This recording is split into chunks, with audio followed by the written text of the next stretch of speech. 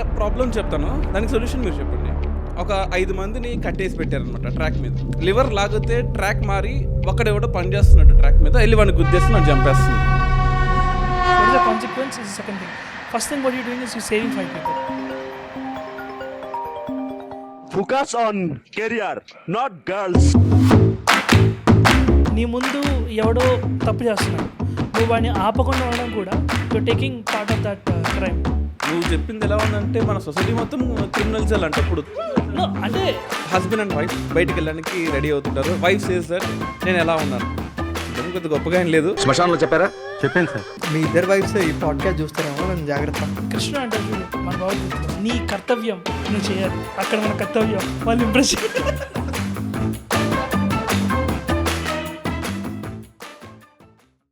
Hello welcome to curious Nikhil podcast. మనము చేసే ప్రతి యాక్షన్కి ఎంతో కొంత కాన్సిక్వెన్స్ ఉంటుంది అంటారు అన్నమాట. అండ్ రీసెంట్గా నేను Prithvi kind of revisiting one of our favourite show which is called the good place. ఆ షో రాసిన ప్రొడ్యూసర్ ఎవరైతే ఉంటారో, the director producer the guy, the reason he started his show, ఒక రీజన్ చెప్తారనమాట. The same guy by the way did the TV show called Brooklyn 99, office, parks and recreations అని చాలా shows చేశారనమాట. Now this guy when he thinks about this idea, నాకు ఈ particular show idea ఎలా వచ్చిందంటే, show గురించి మన తర్వాత మాట్లాడదాం, బట్ ఈ షో ఐడియా ఎలా వచ్చిందంటే, I went to Starbucks one day, I was sitting and having a coffee and there is a box called tip box. Now I felt like donating some tip and I went and about to do that. Now I just got a question. నేను tip బాక్స్లో tip వేసే ముందు నాకు వచ్చింది, నేను tip ఎందుకు వేస్తున్నాను? మనిషికి ఇచ్చే టిప్ రేట్ సపరేట్, మనిషికి ఇచ్చే టిప్ సపరేట్, బట్ నేను టిప్ బాక్స్లో టిప్ వేస్తున్నా. ఎందుకు వేస్తున్నా? If I like, is it because I want to do help or good for others, or is it because I want to feel happy that I'm helping someone? If I want to feel happy of helping someone, am I the culprit? Am I like not getting any value? So these are some ways you can see as conundrums, right? ఇది కావచ్చు, అది కావచ్చు, లేదు రెండు కావచ్చు, లేదు రెండు కాకపోవచ్చు, పారాడాక్స్ అని కూడా అంటారు అనమాట. అండ్ ఈ షోలో they explore a lot about philosophy and they explore lot about human thinking and what do we prioritize and what we not. Okay, before we go further, ఈ కాన్వర్జేషన్లో what we're trying to aim is, we have some of these ideas, ethical conundrums, and each idea, because Dinesh is someone who has actually studied ethics little more in detail about philosophy, let's explore a little deeper into these conundrums and we all give our thoughts on what is what. Okay, Dinesh, why don't you start something? ఒక universal problem and universal husband problem, 2 problems ఉన్నాయి. First I tell this case. చిన్నప్పటి నుంచి మనం చదువుకున్న trolley problem. ఒక trolley వెళ్తూ ఉంటుంది, ఒక 5 people have been tied up in one part of the track and you are the junction of that lever pull చేసే దగ్గర ఉన్నాం. జంక్షన్ ఆ లివర్ పుల్ చేస్తే ట్రాక్ పక్క దగ్గర వెళ్తుంది. అక్కడ వేరే మనిషి, he is not a terrorist or anyone, ఒక మనిషి ఉన్నాడు, వాడు చచ్చిపోతాడు ఈ ట్రాలీ కొద్ది. సో 5 మంది ప్రాణాలు నీ చేతిలో ఉన్నాయి, ఆ ఒక్కడి ప్రాణము నీ చేతిలోనే ఉంది. సో లివర్ లాగి 5 మందిని కాపాడతావా? నీ పని నువ్వు చేసుకో, ప్రతిఫలం ఆశించొద్దు అని చెప్పేసి you let it the 5 people die. I always feel sorry for the one who is riding the trolley. ఎందుకంటే నడిపే లివర్ దగ్గర ఉండేటోడు ఎప్పుడు నాకు వాడిని చూస్తే బాధ అనిపిస్తుంది. వీడిని ఒక్కడిని చంపినా ఆ బాధ మొత్తం లైఫ్ లాంగ్ మోయాలి, 5 చంపినా ఆ బాధ మోయాలి. సో ఇక్కడ ఏది చేస్తే కరెక్టు అంటే ఏ సొల్యూషను లేదు. ఇమాన్యుయల్ కాంట్ దగ్గర నుంచి ఇప్పుడున్న జనరేషన్ వరకు ఒక్కొక్కరు ఒక సొల్యూషన్ చెప్తారు. And Prithvi and Nikhil, I need both of your solutions. ఈ పర్టికులర్ పర్స్పెక్టివ్ని మీ మైండ్ సెట్లో ఎలా చూస్తారు? సో మనం చెప్పేదానికి రైట్ రాంగ్ అంటే ఏది లేదు. Everything is right, everything is wrong. అంటే if it is been given to me, I will tell you this is my logic. ఇప్పుడు there is this concept called trade off, right? ఒకటి కావాలంటే ఒకటి పోగొట్టుకోవాలి అని. Maybe given the situation I don't know what I do would immediately, but if I think about it, I would always want to pull the lever and kill that one person. Doesn't matter who ever is in that. So నువ్వు లేకపోతే ఆ ఒక మనిషి హ్యాపీగా బతికేవాడు, వాడిని murder చేసావు ఇప్పుడు, అంతే కదా? లాజికల్ కన్క్లూజన్ అదే కదా. But I saved 5 people. 5 people అది వాళ్ళ కర్మ అనుకోవచ్చు, బట్ ఈ ఒక్కడు చచ్చిపోయేది నీ వల్లే. బికాస్ నువ్వు లాగడం వల్లే పక్కకి వెళ్ళింది చచ్చిపోయాడు కదా, వాడి జీవితం వాడు హ్యాపీగా బతుకుతూ ఉన్నాడు, అది వాడు మెయిన్ ట్రాక్లో కూడా లేడు. But no, this is what the solution for half of the world is split here. అక్కడే నేను చెప్తాను, everyone has their own thinking. But నేనేమంటానంటే ఈ లివర్ పుల్ చేయడం ఏదైతే ఉందో, I am taking the blame to make sure I would save 5 people's future. ఇక్కడ నేనేమంటానంటే అవతల పక్క ఏమవుతాడన్న విషయం పక్కన పెట్టేస్తే, because we're not talking about who is who. అవతల 1 పర్సన్ ఎయిన్స్టీనా, ఇక్కడ 5 వాళ్ళు క్రిమినల్స్ అని కాదు. నేను లివర్ పొజిషన్లో ఉన్నప్పుడు నేనేం ఆలోచిస్తాను, నా ఫ్యూచర్ ఏంటని ఆలోచిస్తాను, లేదా నేను చేసే యాక్టివిటీ నాకు గిల్టీయా నాన్ గిల్టీ అని. Anyone in anyone's life will want to be a guilty party. మనము ఒక దొంగతనం చేసామనుకో, మనకు రీజన్ ఉంటుంది. రీజన్ లేకుండా దొంగతనం ఎందుకు చేస్తాం? చేయం కదా. ఒక తప్పు పని చేస్తున్నామంటే మన దగ్గర రీజనింగ్ ఉంటుంది. We feel we're not guilty, right? So lever దగ్గర ఉన్న నేను ఎప్పుడు కూడా నేనేమన్నా ఆలోచిస్తాను, లివర్ దగ్గర ఉన్నవాడిని నాకు గిల్టీ కానిది నేను చేస్తాను. నాకు గిల్టీ అయిందనుకో నేను అది ముట్టుకోను. నేనేమనుకుంటాను, నా దృష్టిలో లివర్ పుల్ చేయడం వల్ల నేను డైరెక్ట్గా 5 మందిని కాపాడిన అవుతాను. దాని తర్వాత వచ్చే కాన్సిక్వెన్స్ కంటే నాకు ఇమ్మీడియట్ యాక్షన్ ఇంపార్టెంట్, నేను ఆలోచిస్తాను. ఇప్పుడు నువ్వు చెప్పిన లాజిక్ బాగుంది. If you apply the same logic to the thief, నా ఫ్యామిలీ బాగుండాలని చెప్పేసి నేను ఒక బ్యాంక్ రాబరీ చేశాను, నా ఫ్యామిలీ బాగుండాలని ఒక ఫుడ్ రాబరీ చేశాను, అండ్ ఐపీసీ సిఆర్పీసీ ప్రకారం అది శిక్ష గురవుతుంది కదా. సో ప్రతి ఒక్కరు అలాగ ఆలోచిస్తే ప్రతి ఒక్కరు క్రిమినల్ అయ్యే అవకాశం ఉంది కదా. సో ఆ పర్టికులర్ కేసులో you are committing a crime. అక్కడ లా ఆఫ్ ది ల్యాండ్ అనేది ఒకటి ఉంటుంది కదా. By the end of the day law of the land is bigger than individuals కదా. దొరకనప్పుడు ఇప్పుడు నువ్వు ఒక దొంగతనం చేస్తూ ఉన్నావు, నువ్వు దొరకలేదు, నీ మనసాక్షికి ఏం చెప్పుకుంటావు? అరే నేను దొరకలేదు కాబట్టి నా ఫ్యామిలీని ఫుల్ఫిల్ చేసుకోవాలి కాబట్టి నేను చేస్తున్నాను, తప్పలేదు. లైక్ దీన్ని మల్టిపుల్ యాంగిల్స్లో మల్టిపుల్ వేరియేషన్లో చూడొచ్చు కదా. ఇప్పుడు కొన్ని రాష్ట్రాల్లో కొన్ని దేశాల్లో వడ్డీ అనేది పాపం, వడ్డీ అనేది పాపం సొమ్ము. కానీ ఇండియాలో BFSI అని ఒక ఇండస్ట్రీ రన్ అవుతుంది వడ్డీ మీద. Banking and financial insurance industry run అవుతుంది. దాని మీద కొన్ని లక్షల మంది, కోట్ల మంది జీవితాలు బతుకుతున్నాయి. స్మాల్ ఇంట్రెస్ట్ లోన్స్ అని, బిగ్ ఇంట్రెస్ట్ లోన్స్ అని, షార్క్ లోన్స్ అని చాలామంది ఉన్నారు, చాలామంది బిజినెస్ చేస్తున్నారు. ఒక ఊరిలో అది కరెక్ట్ అయినప్పుడు ఇంకో ఊరిలో అది రాంగ్ అయితే I think it is more on the person's guilt. And imagine a person grew up hard. Simple example, and ఇప్పుడు నేను చెప్పబోయే ఎగ్జాంపుల్ చాలామందిని either they will accept me or they will reject me completely outright. సిటీలో ఉన్నవాడు లేదా పొలంలో ఉన్నవాడు, కూరగాయల చుట్టూ ఉన్నవాడు కూరగాయలు తింటూ ఉన్నాడు. వాడికి ఒడ్డుకెళ్ళి చేపను చంపి చేపను తెచ్చుకుని తినడము పాపం కావచ్చు. కానీ నది దగ్గర ఉన్నవాడు లేదా ఈ సముద్రం దగ్గర ఉన్నవాడు, వాడికి చేపే ఫస్ట్ దొరికింది. సో వాడి మైండ్లో చేప వెజిటేరియన్ అని అనిపిస్తుంది, లేదా చేప one of the most important thing అనిపిస్తుంది. వాడికి చేప గిల్టీ కాదు. కానీ ఊర్లో ఉన్నవాడు, అగ్రహారంలో ఉన్నవాడు, లేదా ఏదైనా ఒక centre of the country where everything all kinds of vegetables are available, వాడికి వెళ్ళి ఫిష్ తెచ్చుకోవడం అది పాపం అనుకోవచ్చు. ఎందుకంటే I'm killing a life without reason for only my hunger. అంటే so that is again that comes with the guilty party concept. That comes from larger కాంటెక్స్లో society building అనేది ఆ లా ఆఫ్ ది ల్యాండ్ అనే context నుండి build వస్తుంది అన్నట్టు. ఇప్పుడు నువ్వు అన్న దగ్గర అక్కడ లా ఆఫ్ ది ల్యాండ్ ఏంటది, చేపలు పెట్టడం నేరం కాదు, అది వెజిటేరియన్ పీపుల్ కన్సిడర్ చేస్తారు. ఇంకొక దగ్గర వానికి ఏదైతే ఈజీగా దొరుకుద్దో అదే one law of the land. వాడికి ఏది better, by the end of the day people ఎట్లా వాళ్ళ ఈగోని వాళ్ళ కడుపుని ఎట్లా సాటిస్ఫై చేసుకుంటారో అదే లా. సాటిస్ఫాక్షన్ అయితే పర్లేదు పృథ్వీ. మన పొలిటీషియన్స్ ఈ చేప ఈ ట్రాలీ ఎగ్జాంపుల్ పొలిటీషియన్స్కి అప్లై చేయి. నేను ఫస్ట్ చేసే తప్పు నాకు నా ఫ్యామిలీకి చేసుకోవడానికి నేను సంపాదించుకుంటాను. ఒక IAS ఆఫీసరు, ఒక గ్రూప్ ఎవరైనా సరే ఆఫీసరు, ఒకసారి లంచానికి అలవాటు పడిన తర్వాత అదే తప్పుని రిపీట్ చేస్తూనే పోతూ ఉంటాడు కదా. సో ఒక తప్పు చాలు అది 100 తప్పులు చేయడానికి అనడానికి. సో నువ్వన్న చాప్ ఎగ్జాంపుల్ అయినా అక్కడ జరిగే ట్రాలీ ఎగ్జాంపుల్ అయినా ఒక తప్పుని కవర్ చేయడానికి చూసుకుంటే అది హండ్రెడ్స్ ఆఫ్ మిస్టేక్స్ చేస్తూ పోతుంది. ఎక్కడ స్టాప్ చేస్తావు దాన్ని? ఒక్క తప్పే చేయొద్దు అంటున్నాను నేను. ఒక్క తప్పు చేస్తేనే లైఫ్ స్మాష్ అయిపోతుంది. అంటే when it comes to individuals thing we can't control individuals decisions because ఓవర్గా సిస్టమ్ బాగుంటే, అంటే బిగ్గర్ థింగ్ బాగుంటే ఇక్కడ ఎవరైతే తప్పు చేస్తున్నాడో వాడు బిహేవియర్ని కరెక్ట్ చేయవచ్చు. కరెక్ట్ ప్లేస్లో పనిష్మెంట్, కరెక్ట్ ప్లేస్లో కరెక్ట్ ఉంటే వాడు తప్పు చేసేటప్పుడు అని భయం ఉంటుంది ఆ ఫస్ట్ మిస్టేక్ దగ్గర ఆపడానికి. బట్ ఇండివిజువల్ని కంట్రోల్ చేయడం వి కాంట్. ఇట్స్ మనం వేరే వాళ్ళని కంట్రోల్ చేసే టైంలో will lose ourselves. So ఆ ఇండివిజువల్ పొలిటీషియన్ అయినా లేకపోతే బ్యూరోక్రాట్ అయినా ఎవరైనా వాళ్ళని కంట్రోల్ చేసేదానికంటే సిస్టమ్ అనేది బ్రాడర్గా బాగుంటే మిగతా ఇక్కడ ఎవరేం లేదు. ఇక్కడ situation is completely different. It is you, it is not the broader system, it is you, very individually you. So ఇక్కడ నువ్వు తీసుకునే డెసిషన్ ఏంటిది, ఇది నీ లైఫ్ లాంగ్ నువ్వు చనిపోయే వరకు నీ లోపల ఏం మిగులుస్తుంది అనేది పాయింట్. అందుకే నేను స్టార్ట్ చేసినప్పుడే అన్నట్టు ఇక్కడ వీడు 5 చంపినా ఒక్కడిని చంపినా కానీ వీడే విక్టిమ్ వాళ్ళకంటే. చంపడం పక్కన పెడితే నిఖిల్, ఇది ఈ క్వశ్చన్ నీకు ఇప్పుడు ఐ నీడ్ యువర్ సొల్యూషన్. నువ్వు ఇందాక నేను చెప్పిన దానిలో నువ్వు లివర్ లాగినప్పుడు ఆ గిల్ట్ అనేది ఉంటుందని చెప్పాను. నా change the pattern, change the question. నువ్వే కార్ డ్రైవ్ చేస్తున్నావు, బ్రేక్ ఫెయిల్ అయింది, అదే ప్లేస్లో 5 మంది ఒకే గ్రూప్గా ఉన్నారు, ఇంకో చోట ఒకడు గ్రూప్గా ఉన్నారు. నువ్వు వెళ్ళే రూట్లో నీ కంట్రోల్లో ఉంది స్టీరింగ్, బ్రేక్ నీ కంట్రోల్ లేదు, స్టీరింగ్ నీ కంట్రోల్లో ఉంది. Will you rather go and kill the 5 people or turn the steering and kill 1 people? ఇక్కడ స్టీరింగ్ నీ చేతిలో ఉంది. నా what you say? I think not much has changed in terms of stakes for me.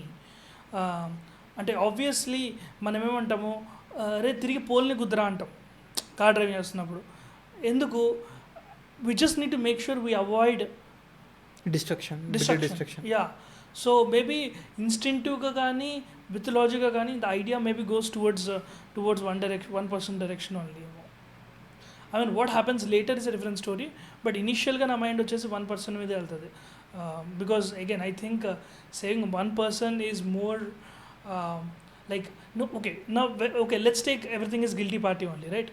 ఇప్పుడు 1 person చంపినందుకు guilt let's say 100 points అనుకుందాం. 500 చంపినప్పుడు 500 points అవుతుంది కదా, which is in your conscious that you could have controlled. When you could not control, then there is nothing that you could do. Flight పడిపోతుంది, there is nothing you can control. But నువ్వు కూడా super mall వెళ్ళి flight పట్టుకొని ఆపేసి 100 మంది జీవితాలు కాపాడేసి వాళ్ళ దగ్గర నుంచి లక్షల వాల్యూ జీవితాలు whatever that you can create, you could, right? You cannot do in certain cases, but when there is a chance, you'll always want to minimize, right? అందుకే కదా లైక్ మిలిటరీలో ఉన్న వాళ్ళు కానీ they want sacrifice themselves because they think save like having 1 person gone creates so much value, అంటే we would like to do it అని. ఈ spies కానీ వీళ్ళందరూ కూడా they can go in that formula అని కదా, లైక్ పోతే పోయింది నా ఒకటి life, I will be able to save bunch of other people అని. అంటే ఇంతకుముందు ది 5 peopleదే ఐ డోంట్ థింక్ దట్ అంటే రైట్ రాంగ్ అనేది ఇది లేదు, but it's not true for every one. ఎందుకంటే I've seen situations where tens of 20s of people అంటే 10 కొద్ది 100 కొద్ది ప్రాణాలు పోతున్నప్పుడు కూడా వన్ ఇండివిజువల్ లైఫ్ అంటే నా లైఫ్ నాకు ఎక్కువ అనే ఫీలింగ్ ఉన్నప్పుడు దే మేడ్ దట్ సాక్రిఫైస్. అంటే వాళ్ళు చచ్చిపోలేవు, మిగతా వాళ్ళని సాక్రిఫైస్ చేసేసిన సిచ్యువేషన్. ఇప్పుడు ఒకవేళ రియల్ సిచ్యువేషన్లో మనల్ని మనం తీసుకుపోయి పెడితే మనమే అట్లా వాళ్ళ మీద దిప్పుతాం కావచ్చు. Because by the end of the day the greatest interest in this world is self interest. Caste గీస్ట్ అన్ని గ్రూప్ల కంటే నువ్వు ఎప్పుడు మంచిగా ఐడెంటిఫై చేసుకొని నువ్వులా. But when it comes to reality నాకు తెలిసి అది డిఫర్ అవుద్ది ఏమో అని. Okay, now I have one more case study. I need answers from both of you. You are a doctor, Prithvi, you are a doctor. నీ దగ్గరికి ఒక 5 మంది పేషెంట్స్ వచ్చారు. Again I'm repeating this. ఒక 3 పేషెంట్స్ అనుకుందాం. ఒకటి కిడ్నీ కావాలి, ఒకటి లివర్ కావాలి, ఒకరికి హార్ట్ కావాలి. అండ్ 3 కూడా గ్రేటెస్ట్ పీపుల్. ఒకరు గొప్ప పొలిటీషియన్, ఒకరు ఐఏఎస్ ఆఫీసర్, ఒకరేమో ఒక గొప్ప philanthropist, right, who can change hundreds and thousands of life. 3కి ఆర్గాన్ కావాలి. ఆర్గాన్ ఎక్కడ దొరకట్లేదు. ఒక అడుక్కునేవాడు దొరికాడు, వాడు ఇవ్వడు. Of course you have one choice. వాడిని తీసుకొచ్చి వాడి ఆర్గాన్స్ నీట్గా కోసి ఆ 3కి పెట్టడం. కానీ చట్టం దాన్ని ఇల్లీగల్ అంటుంది. కానీ ఆ 3ని సేవ్ చేస్తే you can do something great for the society. అడుక్కునేవాడి వల్ల ఉపయోగం ఉందా లేదా అనే లాజికల్ డిబేట్కి వెళ్ళట్లేదు. కానీ ఒకటి లైఫ్ సాక్రిఫైస్ చేస్తే అక్కడ లివర్ లాగడం తప్పు కాదు అన్నప్పుడు ఇదే వ్యక్తిని చంపి 3ని కాపాడితే కూడా సొసైటీ మంచి చేసిన వాడి అవుతావు కదా. How do you say? అంటే నాకు ఈ స్టోరీలో 4 సినిమాలు గుర్తొస్తున్నాయి. అంటే ఒకటి వచ్చేసి మన వెంకటేష్ నాలుగు కోసుకుంటాడు, అదొక సినిమా గుర్తొచ్చింది. రాజా ఏదో ఒకటి. ఒకటి వచ్చేసి శ్రీకాంత్, రాశి, పృథ్వీ సినిమా ఉంటుంది. పృథ్వీ రాశిని పెళ్లి చేసుకుంటుంది, శ్రీకాంత్ కిడ్నీ ఇచ్చేస్తాడు రాశి హస్బెండ్ పృథ్వీకి. నువ్వు కాదులే, యాక్టర్ పృథ్వీ గాజు వేస్తాడు. అలాగా అదే 4 సినిమాల స్టోరీ కనిపించే నా కళ్ళ ముందు. స్టోరీ కనిపించింది. Then what is your answer? Tell me. నువ్వు డాక్టర్ అయితే ఏం చేస్తావు? ఫస్ట్ సినిమా రైట్స్ తీసుకుంటా జరగబోయే స్టోరీ గురించి. I think this is a very difficult question to answer because now Albert Einstein లేదా రమణ మహర్షి వీళ్ళకి like by the time they realized that they have a fatal disease with them, they were given a choice అంట apparently. మీరు ఇది తీసేస్తే, మీరు ఇది చేస్తే తీసేయచ్చు, ఈ క్యాన్సర్ అనేది ఏదో అంటే వాళ్ళు అన్నారంట, నేను వచ్చాం కదా న్యాచురల్గా, నేను న్యాచురల్గా వచ్చి నేను న్యాచురల్గా పోయే టైం ఇది, డజంట్ మ్యాటర్ హౌ స్మార్ట్ అయ్యా, నాకు పోయే టైం ఇది, నన్ను ఆపద్దు. I don't know subject to correction, it's Einstein or some other scientist, but someone apparently said that like I came it like this happened through nature, this didn't happen artificially, so I would not. So even though it is doctors, scientists or whoever the other person is in the table, at the end of the day నువ్వు wantedly వెళ్ళి ఒకరిని చంపకూడదు because of society's good. I mean వాళ్ళ ముగ్గురు పుట్టకముందు కూడా ప్రపంచం ఉంది, వాళ్ళ ముగ్గురు బతికి ఇంకొక 100 ఏళ్ళు బతికి చనిపోయిన తర్వాత కూడా ప్రపంచం ఉంటుంది. సో వాళ్ళ ముగ్గురు కోసం ఒక ఇన్నోసెంట్ పర్సన్ని మర్డర్ చేయడం అనేది that is not the way to go. ఆ పర్సన్ వచ్చి నా అంతటి నేను నా ప్రాణాలు ఇచ్చేస్తాను ఎందుకంటే సమ్ సినిమా డైలాగులు చెప్పి నేను బతికేం ప్రయోజనం ఇది అది అని చెప్పి అనుకో, దట్స్ డిఫరెంట్ స్టోరీ. బట్ ఆ మనిషి వాలంటరీగా రాకుండా ఉన్నాడు, నువ్వు ఏదో చేయాలి. మేబీ వాళ్ళ లైఫ్ అయిపోయిందేమో. ఫేమస్ డాక్టర్లు చనిపోతున్నారు, ఫేమస్ యాక్టర్లు చనిపోతున్నారు. రీసెంట్గా ఒక వెరీ ఫేమస్ ఒక one of the wood star చనిపోతే వాళ్ళ ఫ్యాన్స్ తట్టుకోలేకపోయారు, చాలా చిన్న వయసులో చనిపోయారని. లైక్ ఇట్ డజంట్ మీన్ చనిపోయే ఫేజ్లో వచ్చి ఒక బిచ్చగాడికి హార్ట్ తీసేసి పెట్టాలి అంటే that is no one would accepted, even their family would have not accepted that. So or that is not the way to go. So I would always say, doesn't matter, even God is in the table, you cannot kill an innocent person for the sake of, that is pure selfish. That's what I think. కానీ impact చూడు నువ్వు, ఇక్కడ ఒక అడుక్కునేవాడు road మీద ఉన్న అడుక్కునేవాడికి వాడికి article 21 ఉండింది, right to life ఉంటుంది, రాజ్యాంగం ఇచ్చింది కాదని చెప్పాను. కానీ at the end of the day what impact you are creating to the whole world, అది కరెక్ట్ అని నమ్మే వాళ్ళు చాలామంది ఉన్నారు కాబట్టే సొసైటీ ఇలా ఉంది కదా. అది క్రైమా నాన్ క్రైమా పక్కన పెడితే, Prithvi how do you think that is wrong? Nikhil అన్నట్టు నేను రాంగ్ అనలే నేను okay, then what is your opinion? అంటే దానికి నాది కొంచెం quite I feel like there is nothing like complete right complete wrong. So నాకు ఇక్కడ కంప్లీట్ రైట్ కంప్లీట్ రాంగ్ అనేది ఏది లేదు. అయితే అది ఇది ఈ కాంటెక్స్లోనైతే వాళ్ళ ఎవరైతే పీపుల్ ఉంటారో 5 ముగ్గురు వాళ్ళ ఏజ్ చెప్పండి ఒకసారి. Who have done very well for the age say around 50s, mid 50s అంటే ఒకరు 50, ఇంకొకరు 53 అనుకుందాం, 50, 55, 60 అనుకో, 50, 55, 60. సో యావరేజ్ ఏజ్ 70 తీసుకుందాం. ఈ ముగ్గురు అంటే యావరేజ్గా 70 ఏళ్ళు బతకాలి వీళ్ళు. సో వీళ్ళ ముగ్గురు యావరేజెస్ కలిపితే ఎంత ఉంది గ్యాప్? ఒకళ్ళేమో 15 years గ్యాప్ ఉంది ఒక్కొక్కరికి. 20 అయినది, ఒక ఫస్ట్ టైం 20, 15, 35, ఇంకొక అయింది సరే మొత్తం కలిపి 30 సంవత్సరాలు ఉన్నాయి. ఇంకొక the one who is actually ఆ బిచ్చగాడు ఎవరైతే ఉన్నారో ఆయన ఏజ్ ఎంత? ఇమాజిన్ ఒక 35-40 అనుకో. 35-40. సో ఇలా ముగ్గురు యావరేజ్ కలిపిన అయింది కలిపిన 3 సేమ్. బట్ ఇక్కడ లార్జర్ ఇంపాక్ట్ ఆర్గాన్స్ని మ్యాథమెటిక్స్తో పోల్చావు కదా పృథ్వీ. అంటే పృథ్వీ చెప్పిన పాయింట్ ఎలా ఉందంటే which is actually very true. దీన్ని కొంచెం పొజిషన్స్ మారుస్తా, ఎందుకంటే డాక్టర్ హౌస్లో ఉన్న ఒక ఎపిసోడ్ సీన్ అన్నమాట ఇది. ఎగ్జాక్ట్ సేమ్ సిచ్యువేషన్ వస్తుంది. ముగ్గురు ఇంత పెద్ద రెండు డాక్టర్స్ ఏం కాదు, ఇద్దరు ఉంటారు దాంట్లో. ఒకరికి హార్ట్ కావాలి, ఇంకొకరికి సమ్ బోన్ మ్యారేజ్ కావాలి. ఇంకో పక్క ఉన్నది చైల్డ్, 9 years old చైల్డ్ కోమాలో ఉన్నారు.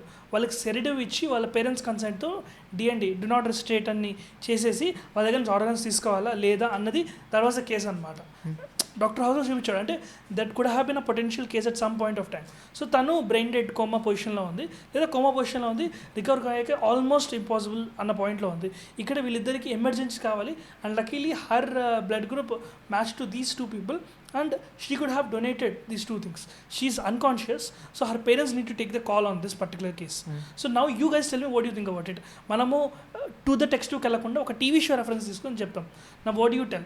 This girl is almost like it's like I'm not sure she will be like bed nunchi bayitiki vache avakasam anedi impossible, and her parents need to take a call. So tana consciousness లేదు.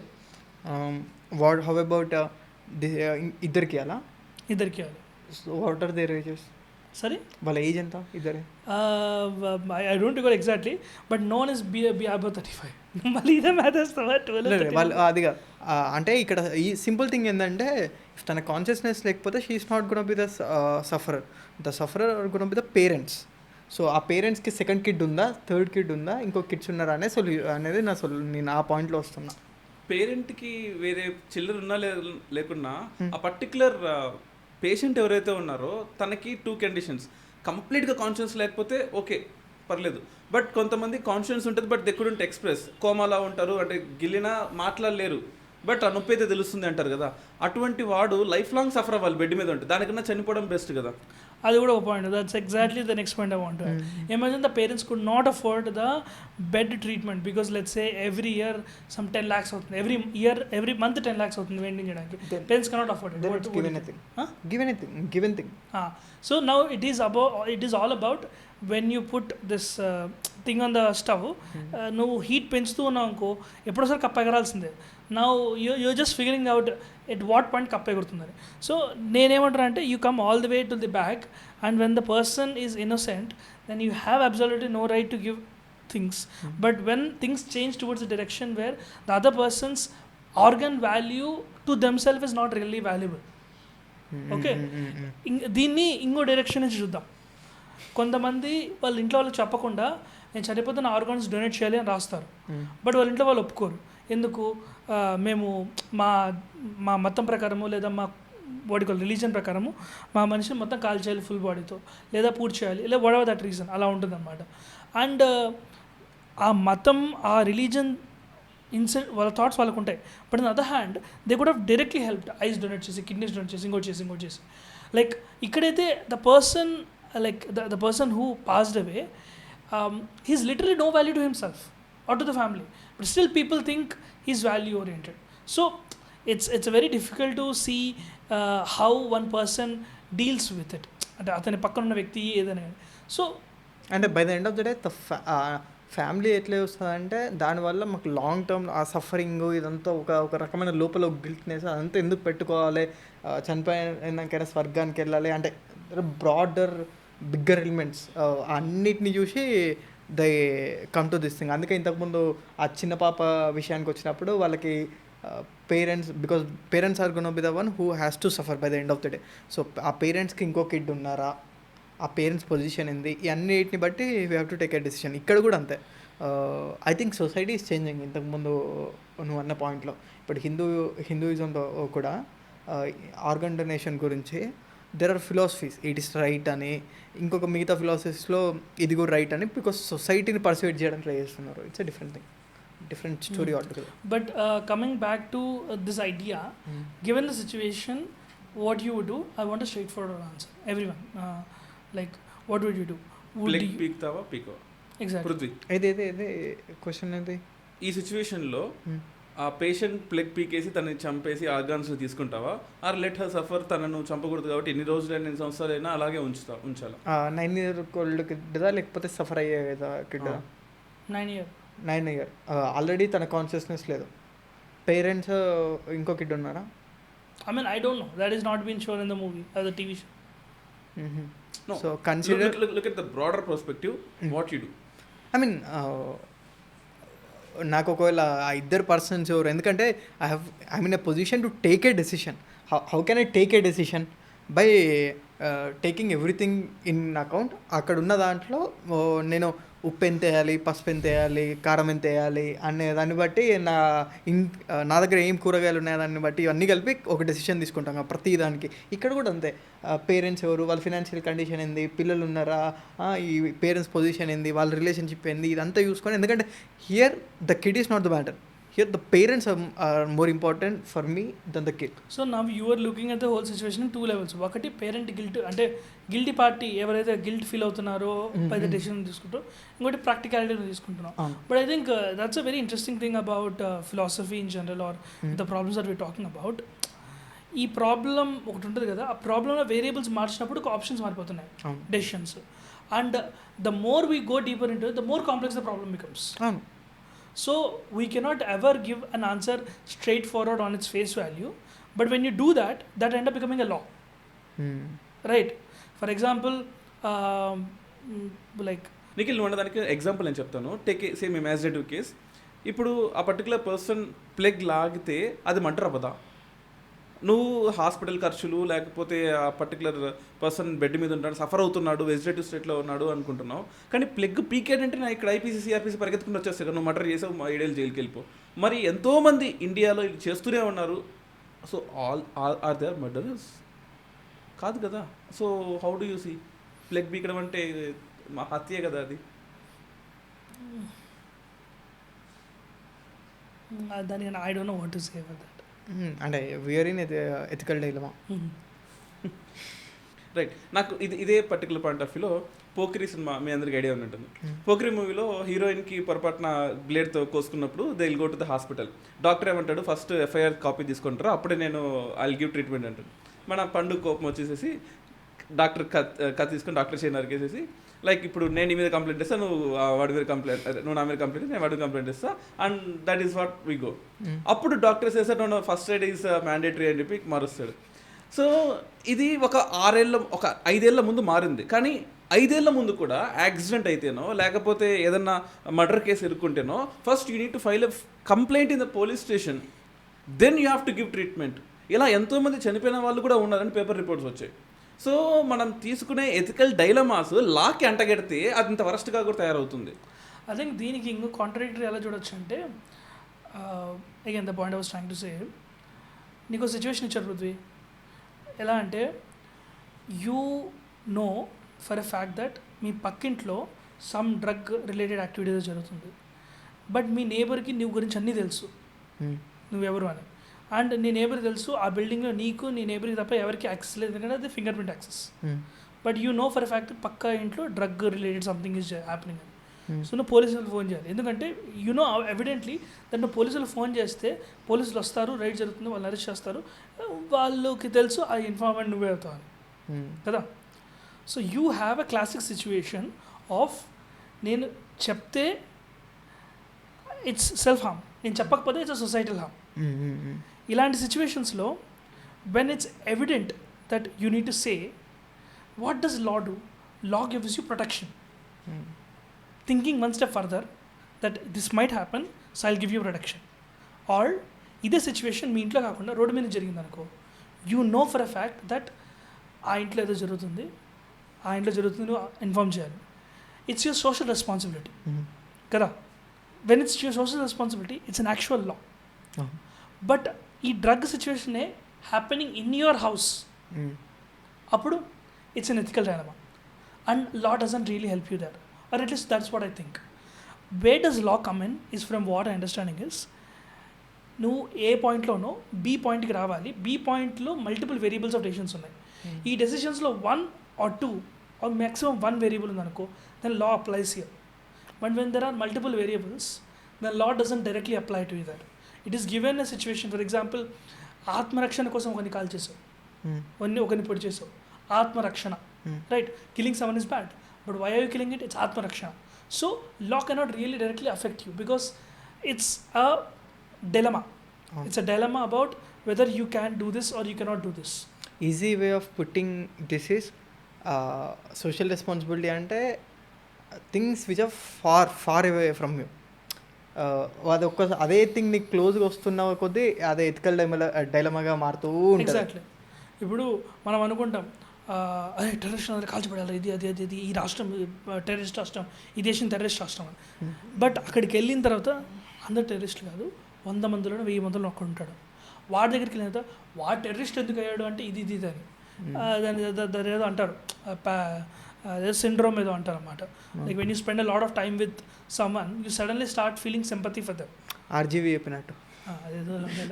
So I think ethical dilemmas always come back to this particular point anamata, where what are your stakes and what are the potential outcomes.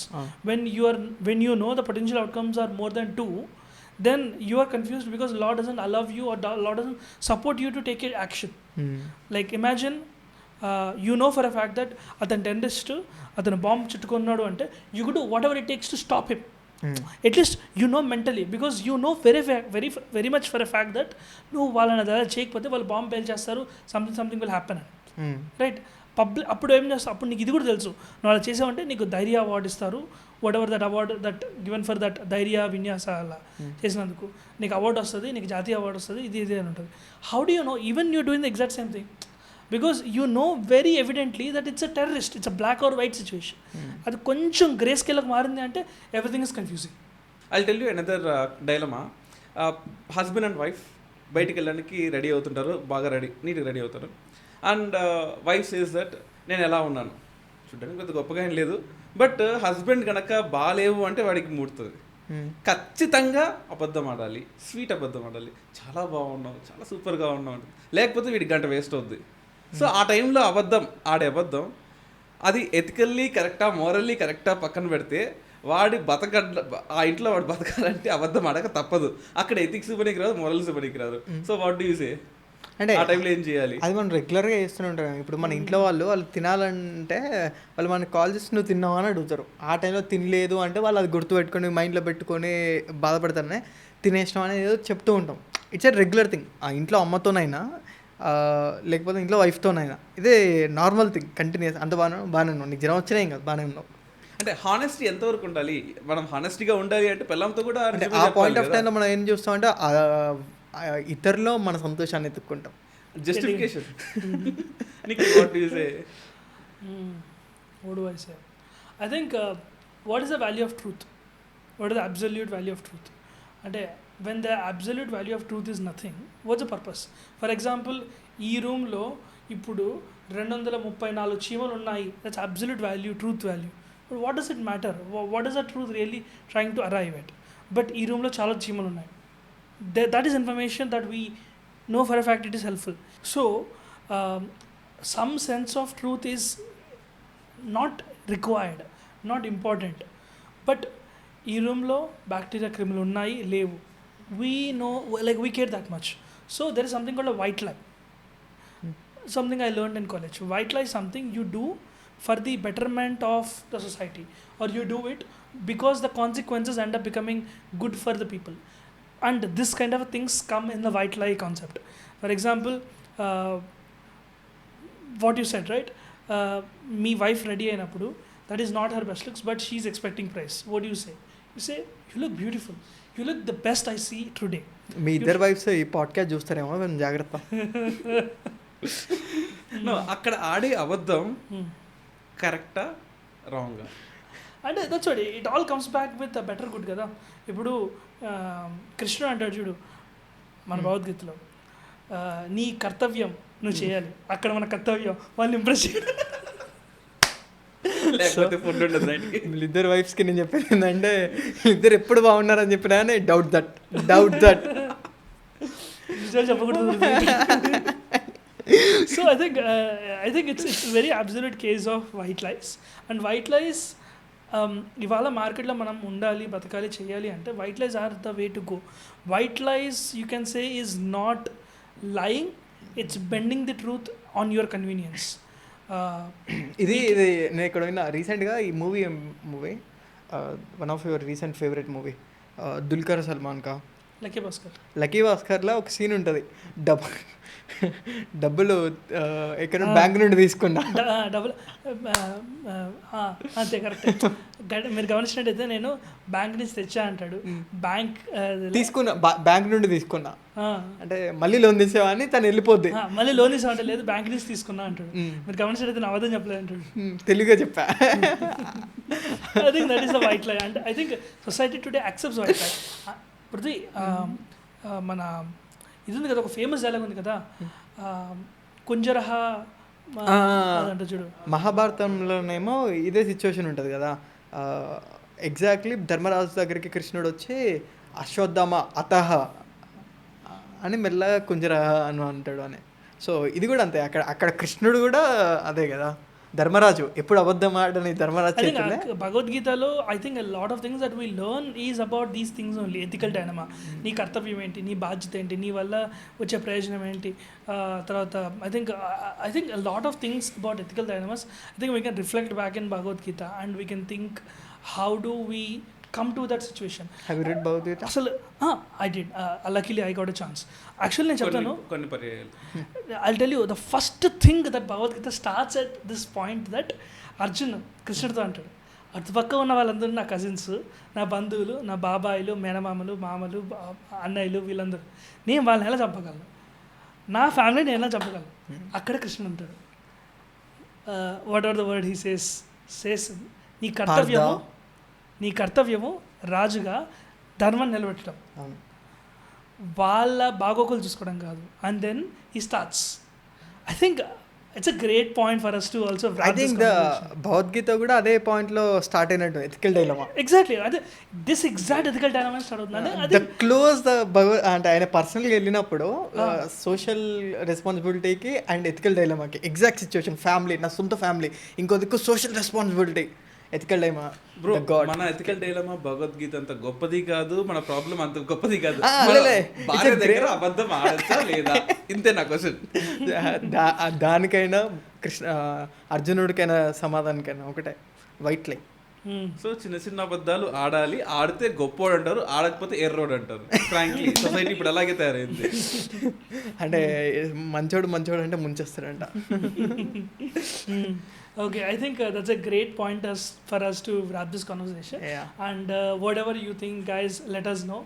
And we'll be looking forward for your feedback. And we'll and sorry ఈ process మొత్తంలో ఎవరైనా బాధపడితే, ఎవరికైనా ఏదైనా answer నచ్చకపోతే, because ఇక్కడ ఏది complete right కాదు, ఏది రాంగ్ కాదు, అంతే. Okay, great. Thank you so much, Dinesh. Thank you so much, Pruti. Thank you. See you guys. Thank you.